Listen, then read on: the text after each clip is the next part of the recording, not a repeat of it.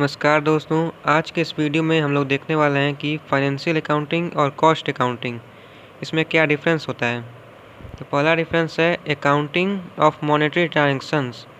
Financial accounting में हम monetary transaction जो होते हैं उनका अकाउंटिंग करते हैं, और कॉस्ट अकाउंटिंग में accounting of monetary as well as non monetary transactions are recorded. जो मॉनेटरी ट्रांजैक्शन होते हैं उनका तो हम अकाउंटिंग करते ही हैं, और जो नॉन मॉनेटरी होते हैं उनका भी अकाउंटिंग करते हैं। जैसे फॉर एग्जांपल मॉनेटरी के लिए हमने कितने रुपए का प्रोडक्ट यूज़ किया, ये मॉनेटरी हो गया। और कितना यूनिट प्रोड्यूस किया, जैसे मान लीजिए 100 यूनिट प्रोड्यूस किया, तो ये नॉन मॉनेटरी हो गया, इसका भी हम रिकॉर्ड करते हैं। And second one is it does not help to fix in sale price. Financial accounting में हम प्रोडक्ट का सेल प्राइस डिटरमाइन नहीं कर सकते हैं, क्योंकि हमको प्रोडक्ट का कॉस्ट प्राइस पता ही नहीं है। तो जब हमको कॉस्ट पता नहीं रहेगा तो उसका सेलिंग प्राइस डिटरमाइन करना इजी नहीं रहता है। जबकि कॉस्ट अकाउंटिंग में it helps in fixing sale price. Cost accounting में हमको ये पता रहता है कि इस प्रोडक्ट का कॉस्ट कितना है, तो हम सेलिंग प्राइस भी आसानी से डिटरमाइन कर सकते हैं। देन नेक्स्ट, फाइनेंशियल अकाउंटिंग में aims at external reporting to the share holders, investors, government authorities and other outside parties.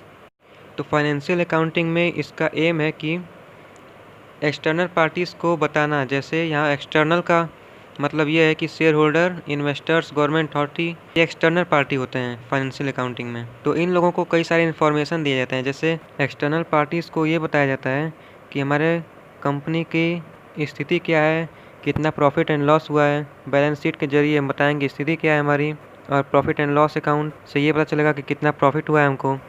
और कॉस्ट अकाउंटिंग में aims eight internal reporting, both routine as well as special reporting to managers for internal control and decision making.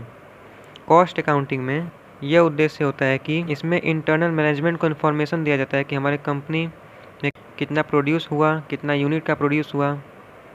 Internal management को decision लेने में आसानी रहता है। Next one is useful for external users. ये external user के लिए बहुत ही उपयोगी है। जैसे शेयर होल्डर हो गए, इन्वेस्टर हो गए। इन्वेस्टर के लिए क्यों उपयोगी है, क्योंकि वो कहाँ इन्वेस्ट करेगा, जिस कंपनी के बारे में उसको अच्छे से पता रहेगा उधर ही तो वो इन्वेस्ट करेगा।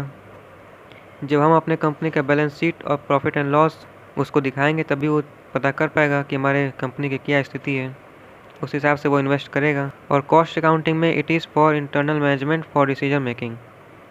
यह इंटरनल मैनेजमेंट के लिए उपयोगी होता है। इससे को जब ये पता चल जाता है कि हमारे प्रोडक्ट का कॉस्ट कितना है, या हमारे कंपनी में कितना रॉ मटेरियल्स है, कितना वर्क इन प्रोग्रेस है, तो इसके आधार पर उनको डिसीजन लेने में बहुत ही आसानी होती है। Next one is it measures profit for the whole entity. Financial accounting में होल बिजनेस के प्रॉफिट पता चलता है, जबकि कॉस्ट अकाउंटिंग में it measures the profits for a product और प्रोसेस। ये किसी प्रोडक्ट पर या प्रोसेस में कितना प्रॉफिट हुआ ये उसको मेज़र करता है। तो ये रहे डिफरेंस फाइनेंशियल अकाउंटिंग और कॉस्ट अकाउंटिंग के बीच। धन्यवाद।